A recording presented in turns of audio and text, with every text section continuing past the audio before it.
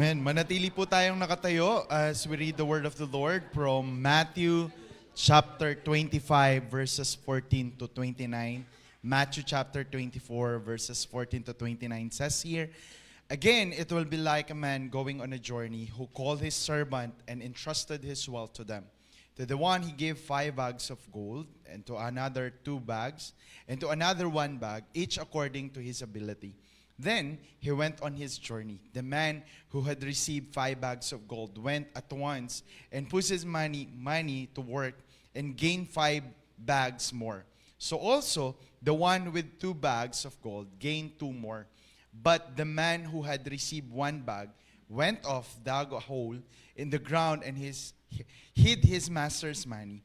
After a long time, the master of those servants returned and settled accounts with them.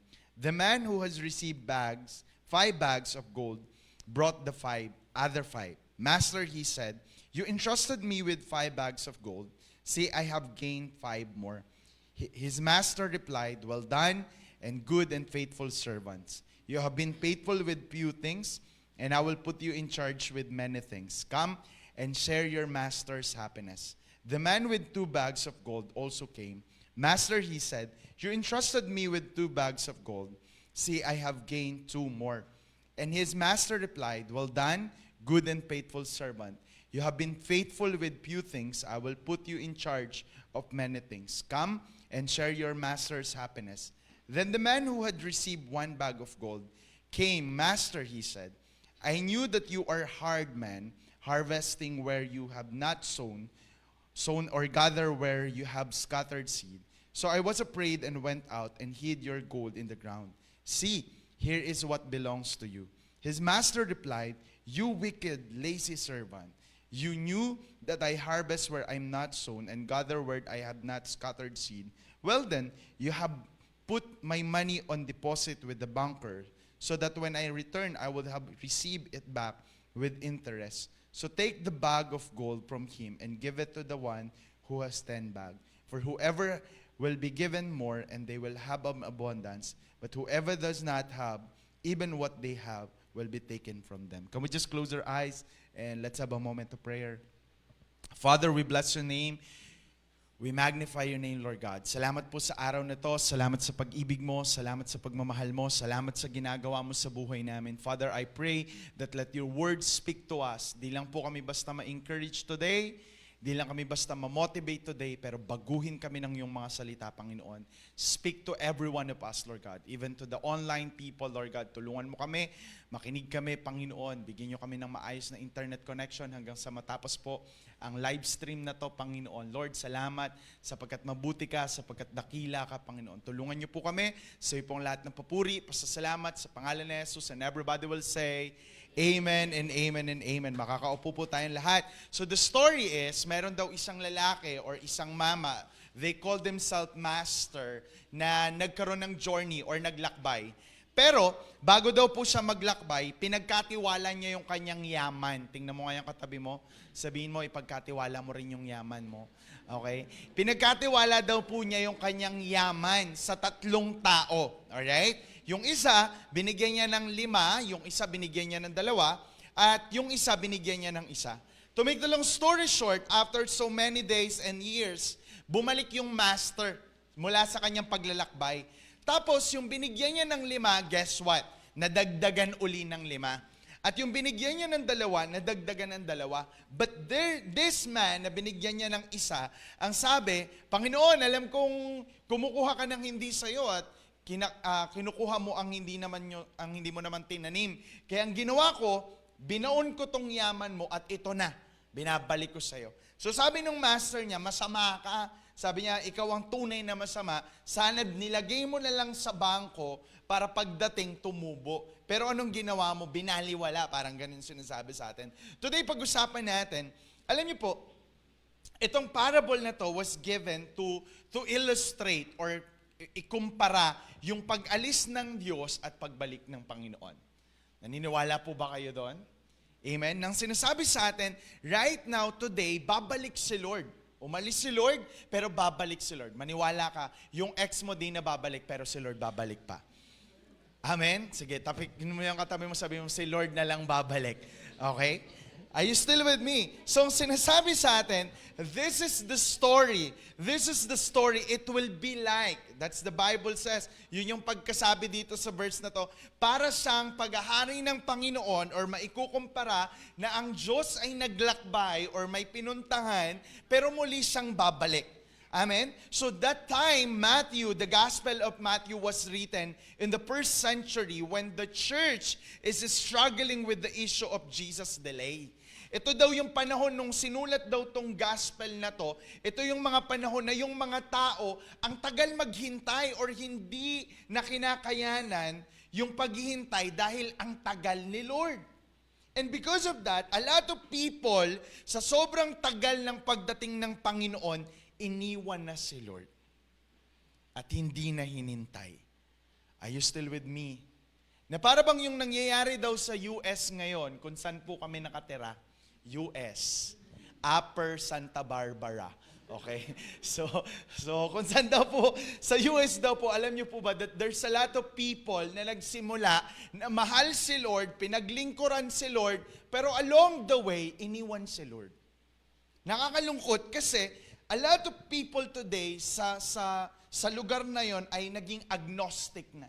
Ibig sabihin, hindi na naniniwala sa Panginoon. Nakakalungkot isipin kasi pwede pala na nagsimula kang mahal mo si Lord, pwede pala na nagsimula kang naglilingkod sa Panginoon, pero pwede ring dumating yung pagkakataon na iwanan at talikuran mo si Lord. Are you still with me? Na para bang we're doing our very best this moment to serve God, to do the ministry for the Lord, maglingkod sa Diyos, gawin lahat para sa Panginoon. Pero pag hindi natin to inaingatan at di natin to nabantayan, pwedeng at the end of the story ng buhay natin, tatalikuran pa rin natin si Lord. And of course, ayaw natin tong mangyari. Amen?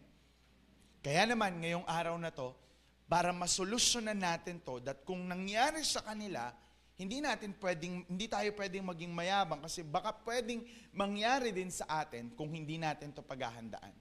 Kaya naman para mapaghandaan natin to at hindi mangyari ang nangyari sa kanila na mangyari sa atin, join me in our message entitled Servantship. Servantship. Ibig sabihin, pag-uusapan natin ngayong araw na to, may kinalaman tungkol sa kamusta tayo sa paglilingkod natin sa Panginoon. Kamusta tayo sa mga pinapagawa ng Diyos sa buhay natin. Let me just introduce to you to the three person na makikita natin sa Bible or one of the famous or some of the famous people na mga apostle na nagpakilala kung paano nila pinakilala yung sarili nila. Let's start with 2 Peter chapter 1 verse 1. Ang sabi, I am a Peter or Peter Simon, a servant and apostle of Jesus Christ. Highlight natin yung servant. Sabi ni Paul in Romans chapter 1 verse 1 says, Paul, a servant of Christ, Jesus, called to be an apostle and set apart for the gospel of God. In James chapter 1 verse 1 says, James, a servant of God and of the Lord Jesus Christ. Yung salitang servant po dito is actually from the Hebrew word doulos. Alam niyo po ba yung doulos? So dito yung simula, dun yung doulos. Okay? Dulo pala yun, alright? So when we say doulos, it describe na naglilingkod. At ang word dito na doulos ay actually alipin. Sabi mo nga sa katabi mo, alipin. Yung description ng doulos dito, yung pagka-description ng alipin dito, ganito daw nila sobrang dinedicate yung buhay nila sa Panginoon. Kapag lalaki ka on their time, ipapakat mo yung genitals mo para sabihin na para ka na dito sa tao na to, na kahit na anong iutos niya, kahit anong paggawa niya sa'yo, gagawin mo because He is your master. Hindi mo na pag-aari yung sarili mo, i-dedicate mo na yung buong pagkatao mo sa Kanya.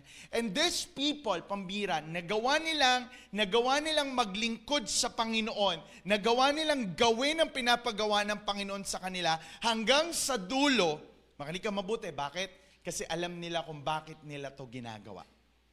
And that's the word, to serve the Lord alone. So may kinalaman, kung gusto nating maabot ang dulo, na habang nananatili sa Panginoon, importante, para kanino mo to ginagawa. Kailangan clear sa atin na dapat ang ating common denominator, ang dahilan natin kung bakit tayo nagpapatuloy, ang dahilan natin kung bakit natin to ginagawa, ay paglingkuran lang si Kristo, wala nang iba. Dahil kapag nagkamali na tayo at naiba na yung dahilan kung bakit natin to ginagawa, pwedeng madelikado na tayo.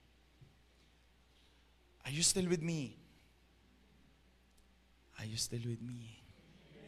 Na kaya naman ngayong araw na to, para hindi natin makalimutan at iwanan si Lord, ayusin natin yung pananaw natin sa pagmamahal natin sa Panginoon. Na tayo ay mga lingkod, tayo ay mga alipin ni Kristo at wala na pong iba. Are you still here? Tingnan mo yung katabi mo, sabi mo, gusto mo pa bang pag-usapan natin to? Amen. So ngayon, paano tayo dapat maglingkod? Paano tayo dapat maging tagasunod ni Kristo? At itong pagsunod natin at paglilingkod natin ay magdadala sa atin hanggang dulo. Are you ready? Are you ready? Are you sure? Amen. Number 1, unang-una sa lahat, para daw yung paglilingkod natin, iabot tayo hanggang dulo. Number 1, VPT or feet.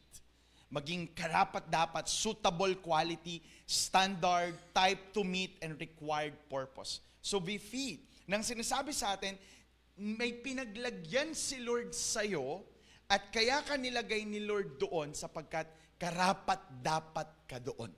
Let's read verse 14 to 15 says here, who called his own servant and delivered his goods to them, and the one who gave five talents, and to the other 2, and the other 1, to each according to his ability. So ang sinasabi ng verse, tinawag at kinausap ng master yung tatlong servants niya. As far as this passage is concerned, tatlo lang yung tinawag. Ibig sabihin, sa maraming servant na meron siya, itong tatlo na to lamang ang karapat-dapat at fit enough to have or to take this responsibility tungkol dun sa tinatawag niyang goods or talents na meron. So alam nung master yung kakayahan ng tatlong to, kaya dito niya pinagkatiwala. Yung tinatawag niyang goods, sa ibang version, ang ginamit talents. Alright? What is talents about? In Jesus' time, when we say talent, it was a very large sum of money. Ang talent daw po ay equivalent to about 6,000 denarii or let me say 20 years na sweldo ng isang tao sa buong 20 years. So kumbaga, kung ilalagay natin sa panahon natin, let me just say, ang regular sahod dito sa Pilipinas per day, for example lang 500 pesos. So times 30, it is 15,000 monthly yung sahod. Times 12. Pag tinimes natin sa 12, it is 180,000 pesos. And then, times 20 years equals 3,600,000. So yung equivalent ng 1 talent ay 3,600,000. So ganun sa kalaki kung i-convert natin sa value ng pera. But again, this is a parable. Okay? This is a story, hinalintulad. So, may kinalaman na yung talent na tinutukoy dito ay may kinalaman sa treasure ng master. Ibig sabihin, yung pinagkatiwala ng master dun sa kanyang mga servant, importante dun sa master. Mahalaga dun sa master. Kaya humanap siya ng mga tao na fit enough to take the responsibility kasi pinapahalagahan niya to. Are you still with me? Nang sinasabi, bakit naman? Yung isa 5 nga, yung isa 2, yung isa lang. Bakit? Bakit ganun? May favorite ba tong master na to? Again, ang sabi doon, it was given according to their ability. So, ibig sabihin, yung 5, binigay sa kanya yung 5 kasi kaya niya yung 5. Yung isa, binigay yung 2 kasi kaya niya yung 2. At yung isa, binigay niya yung isa kasi kaya niya yung isa. So, the word ability is actually from the Greek word dunamis. Ibig sabihin, power or strength. Nang sinasabi, hindi ka bibigyan ng Diyos ng isang bagay na di mo naman kayang hawakan. na di mo naman kayang i-manage, na di mo naman kayang buhatin. Walang ibibigay si Lord sa buhay natin na hindi mo kaya. Again, it's not about the gift. It's not about dun sa binigay, pero ang importante kung sino ang nagbigay. Kaya nga sinasabi, the master entrusted his talent to his servant. Uulitin ko, sila yung pinaka-fit sa lahat ng servant. Anong lesson dito? Alam ni Lord ang kakayahan mo. Hello? Kilala ka ni Lord at wala kang maitatago sa Panginoon at alam ni Lord ang kaya mong gawin at walang ibibigay si Lord sa'yo na hindi mo kayang mapagtagumpayan. And whatever do you have today, whatever you're holding today, whatever do you have in your hands today, let me tell you this, alam ni Lord na kaya mo yan. Hello? Na hindi hahayaan ng Diyos na ibigay to sa'yo para for nothing. God knows. Pero again, hindi ganun kahalaga kung ano yung binigay. Ang importante kung sino ang nagbigay. Sabihin na natin, Pastor, wala namang masyadong binigay sa akin si Lord. Kaya ka nga nabubuhay ngayon eh. Kasi bigay yan ng Panginoon. Amen? Agad? Parang ganito. Minsan, we always complain, bakit kaya ganito pamilya ko? Kapatid, nilagay ka ng Panginoon sa pamilyang yan, di para magreklamo. Because nilagay ka ng Panginoon sa pamilyang yan kasi alam ni Lord, kailangan mo yan. You are fit to that. Hindi ka naging magulang for that, kids, kasi hindi mo kaya. Nilagay ka ng Panginoon dyan kasi God knows that you are fit to that. Nilagay ka ng Panginoon sa lugar na ito kasi God knows that you are fit in this place. Anong sinasabi ko? Bagay ka dito. Bahala kayo kung ano. Amen? Parang ganito. Meron akong isang pinapanood ngayon na sinusubaybayan namin sa Netflix. This is what we call Physical Asia sa Netflix. At ito ay binubuo ng 8 bansa. At mula sa 8 bansa na to, pinagsama-sama yung mga pinakamagagaling. Yung may pinaka-napatunayan na. Tapos pinaglaban-laban sila in a physical game. Na para bang pinapabuhat yung 50 kilos. Ganon. Tapos parang pag nanonood ka, ang gaan-gaan lang naman yan. Pero pag ikaw na yung magbubuhat, parang ang bigat-bigat nun. So to make the long story short, those people na sinama dito ay fit enough to play the game. Kasi physical talaga yon, palakasan talaga yon. Kaya lang, suddenly, tanggal na yung Pilipinas. Okay, so wala nang pagkakataong manalo yung Pilipinas, kaya di na kami manonood ng Netflix. Hindi, joke lang. Sorry.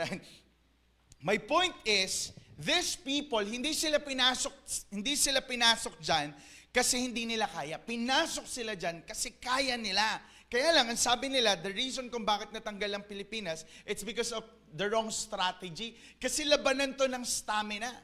Labanan to ng stamina, palakasan ito. And sad to say, yun nga lang, may isang bansa talagang mananalo. My point is, buti na lang, hindi ako ang pinasok dyan. Kasi kung ako ang pinasok dyan, una pa lang, talo na tayo. Umpisa pa lang, talo na tayo. Buti na lang, hindi akong pinasok dyan kasi itong mga to, they are so sporty. Pambira, nung nanonood ako nito, pikon na ako doon sa kalaban nila. Pero sila, they played well.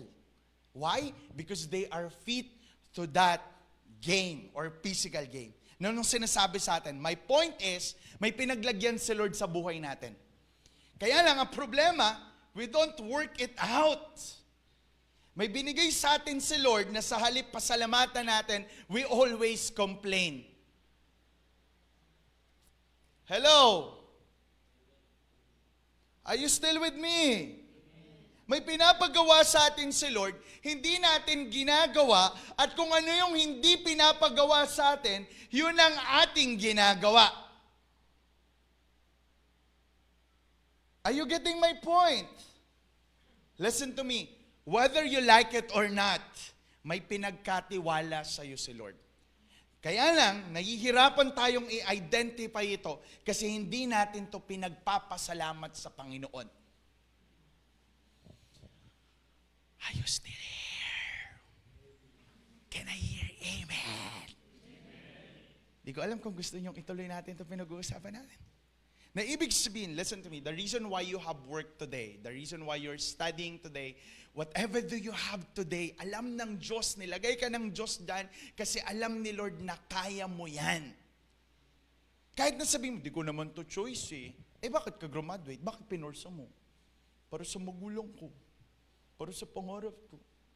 Whether you like it or not, the Lord allow you to be in that field, in that work, in that course, in that family, even to this church, because God knows you are fit to that. Amen. Parang ayaw nyo. Dahil sinasabi sa atin, kung hindi natin kaya, hindi pwedeng sabihin mo, hanggang dito na lang talaga ako, pastor. Ganito na lang talaga kaya ko. Suko na yung mga brain cells ko. And that's the problem. God trusts us, pero we don't work it out. Hindi natin tinatrabaho, hindi natin tinatanggap. Kaya minsan, kahit alam ng Diyos na kaya mo, ikaw ayaw mo na. Why? Because you don't work it out. Kaya nga ang sinasabi sa atin, hindi pwedeng laging hindi mo alam, hindi pwedeng hindi ka matuto. Kung ganun din naman, kailangan pag-aralan natin, mag-training tayo, magpa-mentor tayo, magpa-disciple tayo. Don't stop growing until you stop breathing. Huwag kang mapapagod, huwag kang hihintong lumago, umayos, mag-grow hanggang tumihinga ka. Hindi mo pwedeng sabihin, hanggang dito na lang talaga ako, pastor. Hindi ka hahayaan ng Diyos sa lugar na yan kung mayroon pa siyang bibigay sa'yo. But the thing is, we need to work it out. Hello? Lalo na sa paglilingkod natin sa Panginoon. Hindi mo pwedeng sabihin, ano pastor, di ko kaya yan, hindi. Because hindi i-allow at hindi i-offer at hindi hahayaan ng Diyos na maranasan mo yan at marating mo yan kung kung hindi niya alam na kaya mo. And that's the reason why for us, na umabot hanggang dulo, na kahit anong mangyari, di natin iwanan si Lord. Ngayon pa lang, we need to be fit enough. We need to work it out. Kaya kailangan, nagpapatuloy tayo, nagpapaayos tayo. Maniwala ka, mahirap magbago, pero mas mahirap pag hindi tayo nagbago. Mahirap magpatuloy, pero mas mahirap pag hindi tayo nagpatuloy. Huwag nating sayangin yung pinagkatiwala ng Panginoon sa'yo. Are you still with me? That these people, pambira, sa dinami-dami ng pwedeng tawagin ng Diyos, pero itong tatlo na to ang meron. Sa dinami-dami ng pwedeng makaranas at meron ito, ikaw ang meron yan ngayon. Why? Because God knows that you are fit to that. At dahil nilagay ka ng Panginoon dyan, alam ng Panginoon mapagtatagumpayan mo yan. Alam ng Diyos na kaya mo yan. But the problem is, it's always your choice. Hello? Ayaw mo kasi. Tapikin mo nga yung katabi mo. Sabi mo, parang ikaw too. Ayaw mo kasi. Amen? Nang sinasabi, ang galing Ang galing na nito nilabas na silang tatlo, ito na, nakita na sila, na-recognize na sila. But sometimes we stop there. Doon na lang tayo, okay na tayo doon. But listen to me, kung gusto nating iabot tayo sa dulo ng paglilingkod natin, let's work it out. Be fit. Aralin natin, magpaturo tayo, magpasama tayo, magpa-mentor tayo, magpa-disciple tayo. Naniniwala ako, tandaan mo itong mabuti. Hindi ka hahayaang ilagay ni Lord sa kung nasan ka man ngayon nang hindi niya alam na kaya mo. Kaya kanya pinayagang pumunta dyan kasi kaya mo. Sabi mo sa katabi mo, kaya mo yan. Amen. Pangalawa, kung sinasabi sa atin, number 1, be fit. Pangalawa, be faithful. Sabi nyo nga sa katabi mo, be faithful. Ang sabi dun sa verse 16 to 17, immediately, he who had received the 5 talents went and traded with them and made another 5 talents. In the same way, he also who got the 2 talents got another 2. Ang sabi dun, underline natin, immediately, he who received, yung binigay daw sa kanila, yung talents, yung pinagkatiwala, ginamit agad nila, ni-workout agad nila. Ibig sabihin, excited sila doon. Hindi nila basta sinayang. Mapapansin natin, hindi sila naghintay ng bukas agad-agad. The word is immediately. Wala silang sinayang na oras. The first servant and the second servant went and traded. And as a result, they made another 5, another 2. So nag-workout, may bunga. Tandaan natin itong mabuti. Kailangan natin maging tapat. Because the Bible is clear in Luke chapter 16 verse 10. Says here, if you are faithful in a little things, you will be faithful in a large one. But if you are dishonest in a little things, you won't be honest with the great responsibility.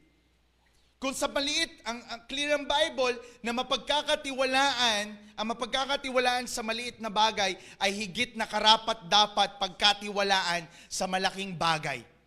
Kapatid, kung sa maliit na bagay na meron ka, di mo na kayang magpasalamat, huwag kang umasa na magpapasalamat ka kapag may mas malaking bagay pa na dumating sa'yo. And that's the reason why sinasabi sa atin, whatever do you have today, be faithful. Pinagkatiwala sa atin yan, i-work out natin yan, huwag nating sayangin, i-treasure natin yan. Hindi natin nabasa kung anong naranasan ng first and second servant nang ginawa nila yon, kung bakit sila nadagdagan, di natin nakita kung paano sila nahirapan. But the thought here is, the point, hindi sila sumuko. That's the problem sometimes to us. Konting pagod lang, konting hirap lang, ayaw na. Hello? Bumagyo lang eh. Sumuko na agad. Are you still with me? But the point is, we need to be faithful even in small things. Kapag may pinagkatiwala daw sa atin, na kahit maliit lang, pagbutihin natin. Because the result ay makikita natin kung gaano tayo katapat. Kaya kung magiging tapat tayo, pambihira, makinig kang mabuti, hindi masasayang yung ginagawa mo, lalo na pag para sa Panginoon. Maiintindihan mo lang ang bigat ng pinagkatiwala kung pinapahalagahan mo kung sino ang nagbigay ng pagtitiwala. At doon, magsisimula ang tunay na paglilingkod. Hanggat hindi natin nakikita kung sino si Lord sa buhay natin, kahit ano yung pinagkatiwala sa iyo ni Lord, you will never be faithful to that.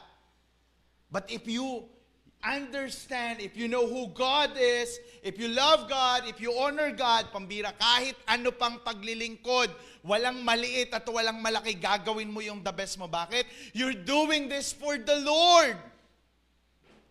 Kaya nga makinig kang mabuti, mahirap maglingkod sa Diyos. Kung ayaw mong nasasaktan, huwag kang maglingkod sa Diyos. Kasi masakit maglingkod sa Panginoon. Imagine mo, hindi mo naman kaano-ano pero dapat suyuin at pakisamahan mo. I-encourage mo, uy, punta tayo sa church, sunduin kita.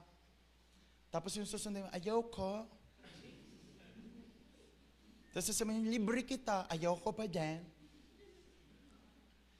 Mahirap. Pero listen to me, hindi ka hahayaan at hindi ka pababayaan ng Panginoon. Kaya kung gusto mo lagi ng recognition, mahirap maglingkod pag gusto mo laging napapansin ka. Alam mo kung anong dapat sa'yo? Mag-artista ka. Sigurado ko mapapansin ka. Ako din gusto ko mag-artista eh. Komedyante nga lang. Diba? Sinasabi sa atin, kung gusto natin laging magpasaya, huwag kang maglingkod. Magbenta ka ng ice cream, lahat ng bibili sa'yo nakangiti. And that's the reason why we need to understand, kapag alam mo yung bigat ng paglilingkod, alam mo yung pinagkatiwala sa pambira, kahit anong daanan mo, kahit walang recognition, kahit walang tulong, kahit mag-isa ka lang, itutuloy mo to. Bakit? Alam mo kung para kanino mo to ginagawa eh. Kaya nga, ang importante daw ay hindi sa kung anong maibibigay sa'yo. You know, pag-usapang paglilingkod daw, hindi pwede kung ano yung makukuha mo. Ano ba makukuha ko dyan? Ano bang ibibigay nila sa akin dyan? Hindi. Hindi yun ang paglilingkod. Dahil ang paglilingkod, anong maibibigay mo? Are you still here? Kasi kung gagawin mo yung paglilingkod at may kinalaman lagi tungkol sa'yo, wag na lang. Mapapagod ka, mahirapan ka, masasaktan ka lang. Pero kapag ang paglilingkod ay tungkol sa Diyos na nagtiwala sa'yo, Brad, makinig kang mabuti. Kahit ikaw lang gagawin mo to. Kasi after all, you're not doing this for the people around you. You're not doing this for yourself. You're doing this for the Lord. Kaya pala itong magdadala sa atin hanggang dulo para mahalin natin at paglingkuran ng Panginoon kapag tama yung puso natin sa paglilingkod. And that's the reason why we are here today. Kasi mahal natin ng Panginoon. Total, mahal na rin naman natin ng Panginoon. Total, paglilingkuran na rin naman natin ng Panginoon. Itodo mo na, maging tapat ka na sa lahat ng ginagawa mo sa Diyos. Hindi man ikaw yung kumakanta dito, kasi kahit pilitin mo naman kumanta dito, ayaw sa'yo ng mikropono, ground ka. Huwag mo nang pilitin. Pero hindi ibig sabihin na hindi ka kumakanta, hindi ka na magagaling. Pwede ka naman kumanta sa CR. May sound effect yun. There. My point is, yung paglilingkod mo sa Panginoon, hindi yan nasusukat sa kung anong ginagawa mo. Nasusukat yan sa katapatan mo sa Panginoon na pinagkatiwala sa iyo. Amen? Kaya nga tandaan natin ito mabuti. Walang maliit at walang malaking paglilingkod. Kasi hindi after si Lord sa ginagawa mo. Don't get me wrong, hindi ko sinasabing hindi importante yung ginagawa mo para sa Panginoon. Pero ang importante para sa Panginoon, kung gaano tayo nagiging tapat sa pinagkatiwala ng Diyos sa buhay natin. Are you still here? Kaya nga sinasabi sa atin, yung tatlo, walang reklamo eh. Alam nila, hindi nila sinabi, bakit sa akin 5 lang? Bakit sa akin 3 lang? Bakit sa kanya 1? Walang ganun eh. Kasi alam nila yung bigat ng pinagkatiwala sa kanila at kilala nila kung sino ang Diyos. Ang nakakalungkot lang nito, pwede palang you are fit enough, pero hindi ka faithful. Pwede palang kaya mo naman. Magagawa mo talaga yan. Mapagtatagumpayan mo talaga yan. Kaya lang, hindi ka faithful. Hello? Tandaan natin itong mabuti. May pananagutan tayo sa tunay na may-ari ng lahat ng meron tayo. Darating ang panahon, darating uli si Lord, lahat ng meron sa atin, may pananagutan tayo sa Diyos. Kapatid, sa ayaw at sa gusto mo, tanggapin mo mabuti, may binigay sa iyo si Lord. May pinagkatiwala sa atin si Lord. At dahil ganun din naman pala ang sitwasyon, Brad, kailangan nating ma-discover ano yung pinapagawa sa iyo ng Panginoon. Ano yung inuutos sa iyo ng Diyos. At pag nalaman natin to, galingan mo na. Maging tapat ka doon. Gagalingan mo hindi para makipagpagalingan. Because deserve ni Lord ng maayos at katapatan mula sa iyo. Kaya pag naglingkod tayo sa Panginoon, huwag tayong maglingkod para sa tao. Kapatid, hindi tayo naglilingkod para sumikat at magpasikat at kumita ng pera. Naglilingkod tayo kasi mahal natin si Lord. Pinagkakatiwalaan niya tayo. Tapikan mo yung katabi mo, sabi mo, maglingkod tayo ng tapat sa Panginoon. Amen? Pwede ba natin palakpakan si Lord? So, ang sinasabi sa atin, para iabot tayo ng paglilingkod natin sa Panginoon hanggang dulo. Number 1, be fit. Maging karapat-dapat tayo doon. Let's work it out. Pangalawa, be faithful. Even in a small thing or in a big things, maging tapat tayo sa Panginoon. And number 3, be a finisher. Alright? Ang sabi ng verse 21, His Lord said to him, well done and good and faithful servant. You have been faithful over a few things. I will set you over many things. Enter into the joy of the Lord. Tandaan mo itong mabuti. Pwedeng fit ka pero di ka faithful. Pero kapag fit ka at faithful ka, the good thing is you have rewards. Lahat ng tapat na naglilingkod sa Diyos, hindi nagpapabaya ang Panginoon kahit kailan. And you will become a finisher. The reward of the master is in a 4 way. Number 1, una, pantay ang trato ng Panginoon or ng master sa kanyang mga servant. Yung isa binigyan ng 5, yung isa binigyan ng 2, tapos parehas silang nagdagdag. Nagdagdag ng 5, nagdagdag ng 2, pero parehas lang yung compliment ng Panginoon sa kanila. Niyang master. Hindi niya siya, mas magaling ka dito kasi 5 yung nadagdag sa'yo 2 lang. Sa kanya, wala. Hindi. Ang sabi ng Panginoon sa kanila, you are good and faithful. Ibig sabihin, hindi tumitingin si Lord sa mga ginagawa natin, ang tinitingnan lagi ni Lord, yung katapatan natin. Pangalawa, lagi nating tandaan, may promotion sa nagiging tapat sa Panginoon.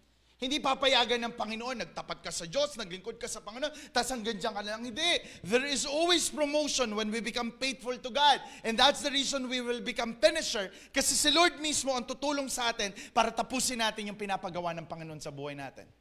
Are you still here? Kaya kapag meron pang pinapagawa sa iyo si Lord at hindi ka pa sumasagot, kapatid, makinig kang mabuti. May nakahanda si Lord sa'yo kapag pinagpatuloy mo yan. Number 3, tingnan natin. Ang sinasabi, may pinakamagandang prize, may pinakamagandang pag-welcome. It is the word good and faithful. Mabuti at tapat. Gusto kong tandaan natin, ano man ang meron dito sa buhay, matatapos at mauubos yan. Pero pag humarap tayo kay Lord, doon tayo titingnan. Anong ginawa natin doon sa pinagkatiwala ng Diyos sa atin? Naging mabuti ba tayong kapamilya, kapuso, kapatid, kabarkada? Naging mabuti ba tayo sa mga trabaho natin, sa pag-aaral natin? Napakilala ba natin si Kristo sa lugar kung saan tayo dinala ng Diyos? And pang-apat, lagi nating tandaan, wala tayong ibang nais kundi ang Diyos. Ang sabi ng Panginoon, enter into the joy of the Lord. Si Lord ang reward na sa lahat ng meron dito, sa lahat ng ginagawa natin para sa Panginoon, ginagawa natin to para kay Lord. At wala nang iba. Kaya nga in 2 Corinthians chapter 5 verse 10 says here, for we must all appear before the judgment seat of Christ, so that each of us may receive what is due to us for the things done while in the body, whether good or bad. This is the Bema judgment. Lahat tayo nakilala si Lord, lahat tayo naglilingkod sa Panginoon, haharap tayo sa Panginoon. At doon, puputungan tayo ng korona, ng reward ng Panginoon. At yung reward ng Diyos, idadaan sa apoy. Tanong mo sa akin, bakit? Kasi i-check yung motive nung pagkagawa mo doon. Pwede kasing ginawa mo para sa Panginoon, but your motive is wrong. At kapag mali ang motibo natin sa paglilingkod, yung reward na yun matutunaw. At yung matitira, yun yung ibibigay at i-offer natin sa Panginoon. Nang sinasabi, lahat ng pagod mo dito sa mundo, lahat ng ginawa mo dito sa mundo, deserve ni Lord yun. Amen? Ang ganda ng story. May servant na sumunod sa Panginoon. Ang ganda na nun. But one of the 3 servants, may isang servant na hindi faithful at hindi rin finisher. Pwede pala yun. Pwede palang fit ka naman dun sa pinagkatiwala ng Diyos, but hindi ka naging tapat, hindi ka rin naging finisher. Na-recognize ka na eh. Nakita na siya. Nakita na siya that he is one of the good servant na meron. Pero nung nandun na, hindi pala faithful. Sabi in verse 18, but he who received 1 talent went away and dug in the earth and hid his Lord's money. Simula pa lang, tumigil na. Nung binigay sa kanya yung 1 bag or yung 1 talent, ano daw ginawa niya? Humukay siya at doon niya nilagay. Kaya pagdating ng verse 24 to 25, ang sabi, he also who had received 1 talent came and said, Lord, I knew you are hard man, reaping where you did not sow and gathering where you did not scatter. I was afraid and went away and hid your talent on the earth. Behold, you have what is yours. Sabi niya, Lord, alam ko kasing masama ka.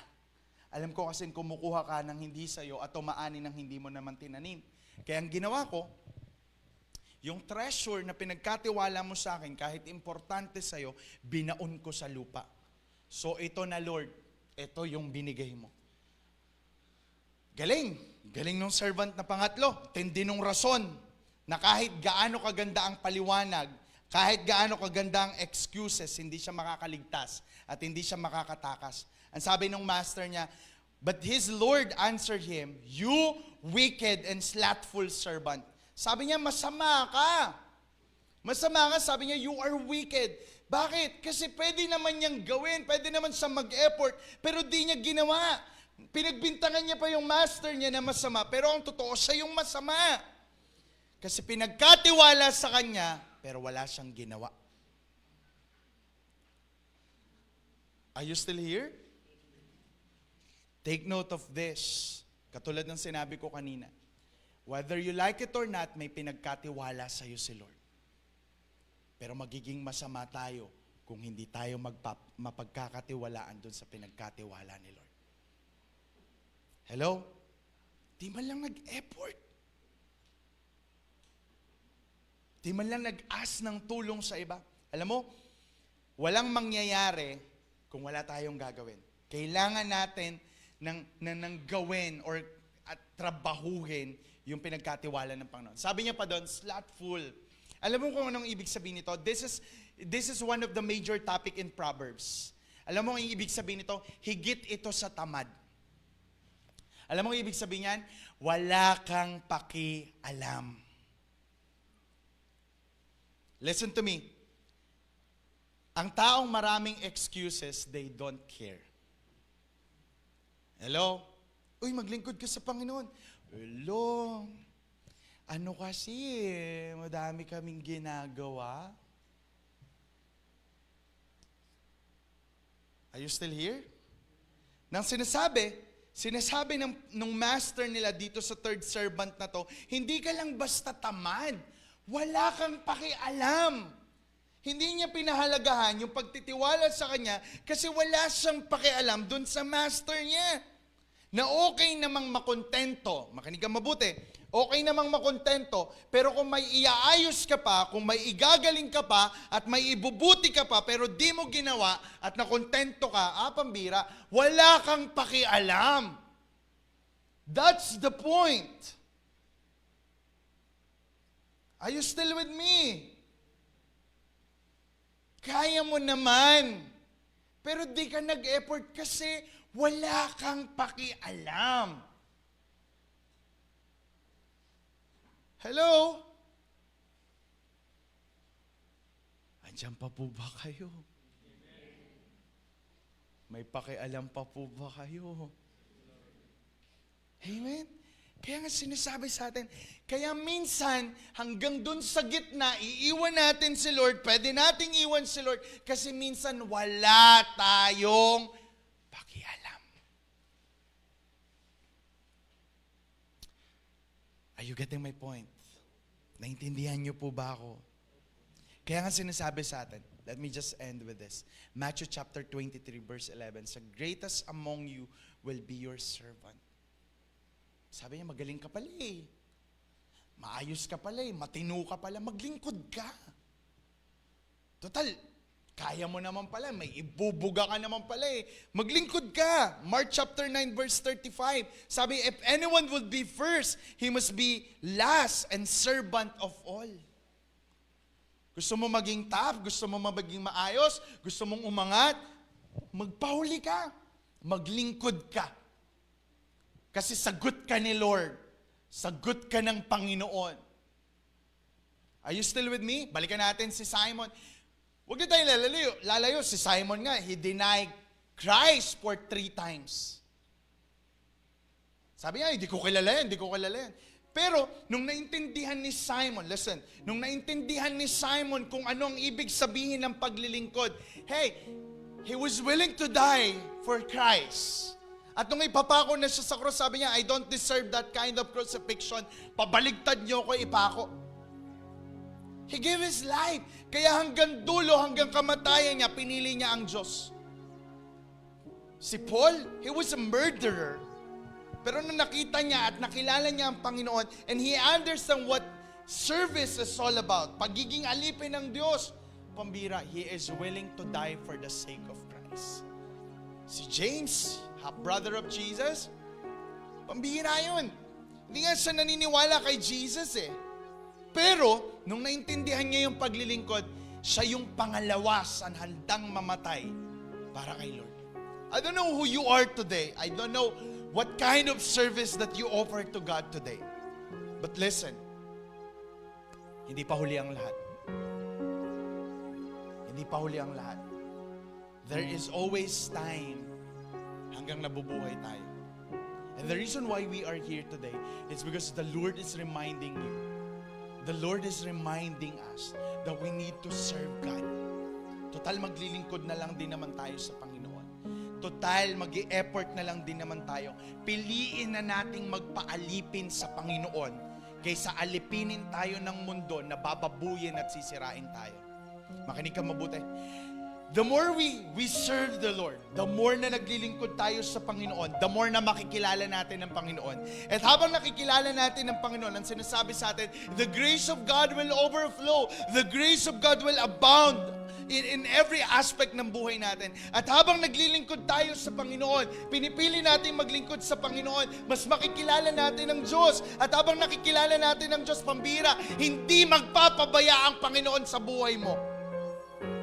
And that's the reason why we need to be fit. Magkikarapat dapat tayo doon. Let's work it out. Let's be faithful to that. And let's be a finisher. Total, sinimulan na rin naman natin. Pumupunta na tayo dito every Sunday. Nagpapaturo na tayo. Nag-small group na tayo. Keep it up. Tapusin natin to. Pero di natin to matatapos mag-isa. Kasi kailangan natin si Lord. Normal na dadaan tayo sa problema ng buhay. Normal na dadaan tayo sa pagsubok. Pero keep in mind, as you serve the Lord, si Lord ang bahala sa'yo. Si Lord ang tutulong sa'yo. Si Lord ang kasama mo. Hey, mahihirapan at mahihirapan tayo. Pero the good thing when we serve the Lord will lift you up. Iaangat tayo ng Panginoon. At si Lord mismo ang tutulong sa atin. Kaya dapat maging clear sa atin why you are here tonight. Why you keep coming back to the Lord. Tandaan mo itong mabuti. Huwag nating sayangin ang buhay na meron tayo. Piliin nating paglingkuran ng Panginoon. In every aspect, in every way. Whatever do you have today, whatever your hands can hold on it, then serve the Lord. Be fit, be faithful, be a finisher. Amen? Can we just close our eyes right now? As you close your eyes, let's allow the Lord to deal with us today. Alam ko gusto mo maglingkod sa Panginoon. Alam ko mahal mo ang Diyos. Kaya naman ngayong araw na to, magpaayos tayo sa Panginoon. Ngayong araw na to, magpasiyasa tayo sa Diyos. If the Lord is, if want to be the servant of the Lord, then let's work it out. Magpaayos tayo, magpatama tayo, magpaturo tayo, magpa-disciple tayo so that we will be fit sa pinapagawa ng Panginoon sa atin. At magiging fit na rin naman tayo, mag-i-effort na tayo, mag-workout para doon. Let's be faithful even in the small things. Pag may pinagkatiwala sa iyo si Lord, maging ano man yan o maging sino man yan, be faithful to that. Kasi kung mapagkakatiwalaan ka sa maliit na bagay, mas mapagkakatiwalaan tayo sa malaking bagay. And after all, we will be a finisher. The Lord will help you to succeed. Kasi si Lord mismo ang tutulong sa'yo. Galingan na natin. Itodo na natin. Total, mabubuhay na lang rin naman para sa Panginoon. Ibigay na natin lahat. Dahil ang sino mang inuuna ang Diyos, kailanman hindi magpapabaya ang Panginoon. And today, I will give you time to pray to God. I will give you time to respond. Alam ko lahat tayo kinakausap ng Panginoon. Alam ko lahat tayo may sinasabi sa atin sa Lord. And that's the reason why you are here today. May pagkakataon pa para ayusin, para maging tapat, at para tapusin. Come on. The Lord is in this place. The Lord is speaking to every one of us tonight. You're worthy of my soul. I give you my worship. You still deserve it. You're worthy. You're worthy. You're worthy of my soul. I pour out your praises and blessing and breaking. You're worthy. You're worthy. You're worthy of my soul. I give you my worship, but you still deserve it. You're worthy. You're worthy. You're worthy of my soul. I pour out your praises in blessing and breaking. You're worthy. You're worthy. You're worthy. Pwede po ba sa oras na to, tatayo tayong lahat? Can we just worship the Lord together? Can we just raise our hands to God? Come on, if this is your prayer, you want to be fit, you want to be faithful, you want to be a You're finisher, worthy of come on, my worship the soul. Lord. Your Oh! praises in blessing and breaking.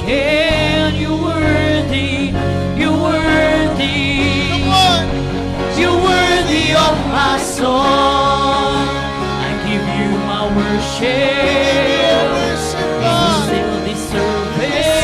You're worthy, you're worthy, you're worthy of my song. I pour out your praises, blessing and breaking. You're worthy, you're worthy, you're worthy of my song. I give you my worship. If you still deserve it, you're worthy, you're worthy, you're worthy of my song. I pour out your praises, in blessing and breaking. You're worthy, you're worthy, you're worthy of my soul. Church, today is a great opportunity for every one of us. Kung sinasabi mo sa mga oras na to, Lord, turuan mo kong maging karapat-dapat. Help me to be fit dun sa pinagkatiwala mo sa akin. Tulungan mo akong maging faithful sa pinapagawa mo sa akin. Tulungan mo akong maging faithful even in small thing or big things. Kasi kung mapagkakatiwalaan ako sa maliit na bagay, mas mapagkakatiwalaan ako sa malaking bagay. And help us to be a finisher. Hindi ka bibigyan ng isang trabaho ni Lord na di mo kayang tapusin. And if this is your prayer, you need God's help. You need to respond. You need to surrender again. May mga pagkakataon na nagsimula na tayong maglingkod pero tumalikod tayo. May mga pagkakataon na naglingkod na tayo sa Panginoon pero huminto tayo. But the Lord is so good. The reason why you are still here right now. And this is the message of the Lord. Kung sinasabi mo sa mga oras na to, you wanna be fit, you wanna be faithful, you wanna be a finisher. Kung sinasabi mo, Lord, gusto ko uling maglingkod sa'yo, gusto ko uling maging tapat sa'yo, gusto ko uling tapusin yung pinapagawa mo sa akin. Kung gusto mo, kung naging fit ka na, nagpaayos ka na, nagiging faithful ka na, I think we need the Lord today.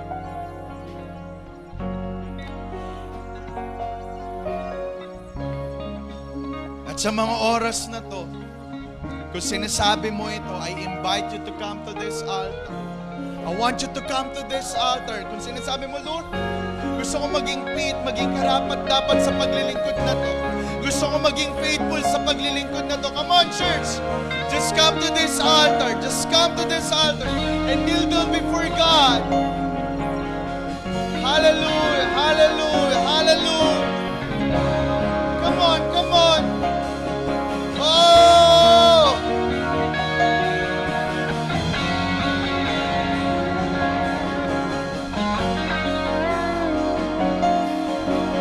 Hallelujah. Thank you, Jesus. Thank you, Jesus.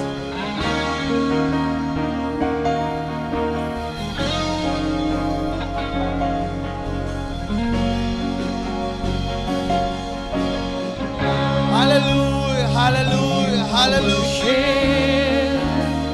You still deserve it. You're worthy, you're worthy, you're worthy of my soul. I pour out your praises, your blessing and breaking. You're worthy, you're worthy, you're worthy of my soul. I give you my worship. You still deserve it. You're worthy, you're worthy, you're worthy. Hallelujah. Pwede ba sa mga oras na to, lagay natin yung kamay natin malapit sa ating puso. And I want you to listen to the word of the Lord. There's a personal message si Lord sa buhay mo. May pinapagawa si Lord. May pinapatuloy si Lord. May pinagkakatiwala si Lord. May pinapatapos si Lord. Hallelujah. Thank you, Jesus. Thank you, Jesus. Come on, you speak to the Lord. Thank the Lord. Hallelujah. Hallelujah. Hallelujah.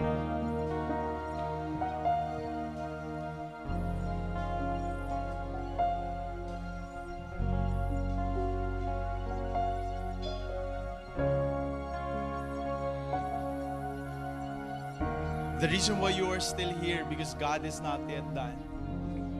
Hindi pa tapos ang Panginoon. hindi pa tapos ang Panginoon sa buhay mo. At malaya kang magpatuloy, malaya tayo magpagamit sa Panginoon, malaya tayong maging tapat sa Panginoon. Hallelujah. Thank you, Jesus. Thank you, Jesus. Thank you, Lord. Thank you, Lord. Thank you, Lord. Come on, this time, tatayo tayong lahat. Let's worship the Lord together. Come on, just raise our hands to the Lord right now. Hallelujah, hallelujah, hallelujah. Come on. Come on, let's worship Him. I give you my worship.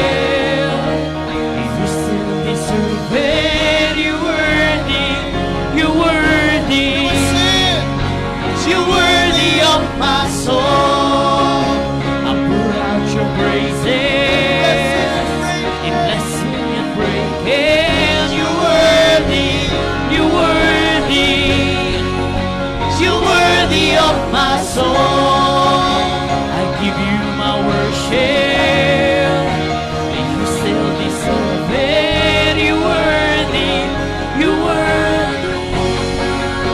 You're worthy of my soul. Panginoon, salamat po. Salamat sa pag-ibig mo. Come on, just thank the Lord. Just thank the Lord. Salamat po, Diyos.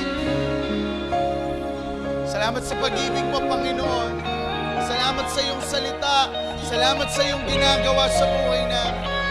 Sapagkat mabuti ka, sapagkat dakila ka, salamat po, Panginoon. Salamat po. Tulungan mo kami, samahan mo kami, mamuna ka sa buhay namin. Thank you, God. Thank you, Jesus.